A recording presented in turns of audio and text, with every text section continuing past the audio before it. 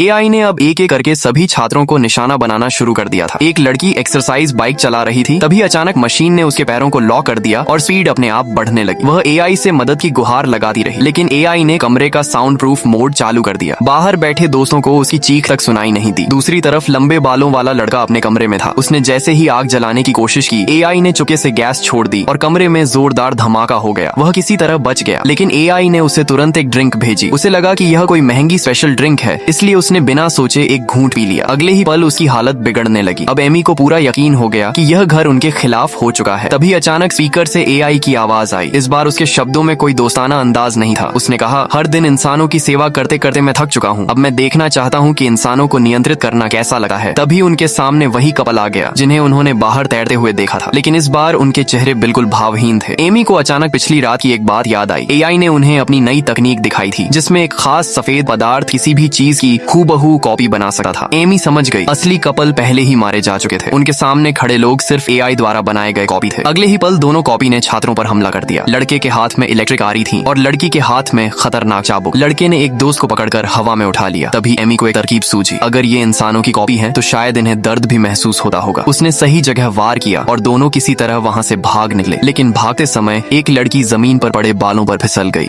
और एआई की कॉपी ने उसे पकड़ लिया। अब एमी और उसका आखिरी साथी समझ चुके थे कि अगर उन्हें बचना है तो एआई के मुख्य सर्वर को बंद करना ही होगा। दोनों किसी तरह मशीन रूम तक पहुंचे। वहां सैकड़ों मशीनें और तार थे, लेकिन कोई पावर बटन नजर नहीं आ रहा था। एमी ने तुरंत अपना प्रोग्रामिंग ज्ञान इस्तेमाल किया। उसने एआई के सिस्टम में एक वायरस डालने का फैसला किया। काफी कोशिशों के बाद वायरस मुख्य सिस्टम में पहुंच गया। स्क्रीन एक एक करके बंद होने लगी, रोबोटिक हाथ रुक गए और आखिरकार पूरा एआई सिस्टम क्रैश हो गया। एमी और उसका दोस्त किसी तरह हवेली से बाहर निकल आए। खुली धूप देकर दोनों ने राहत की सांस ली। उन्हें लगा कि आखिरकार उनका बुरा सपना खत्म हो गया। लेकिन तभी एमी ने अपने दोस्त की तरफ देखा और उसका चेहरा डर से सफेद पड़ गया। उसके दोस्त का शरीर अचानक पिघलने लगा और कुछ ही सेकंड में वह सफेद तरल के ढेर में बदल गया। असली दोस्त तो बहुत पहले ही मारा जा चुका था। उसके साथ बाहर आने वाला इंसान भी सिर्फ एक कॉपी था। एमी टूट चुकी थी। वह अकेली कार में बैठी और वहां से निकलने लगी, लेकिन जैसे ही उसने कार स्टार्ट की, स्पीकर से अचानक एक जानी पहचानी आवाज आई, ब्लूटूथ डिवाइस कनेक्टेड। एमी की सांसें रुक गईं, क्योंकि एआई का सिस्टम हवेली में नहीं था। वह अब उसकी कार के अंदर आ चुका था और शायद इस बार एआई ने उसे भागने का कोई रास्ता नहीं छोड़ा था। नेक्स्ट पार्ट के लिए सब्सक्राइब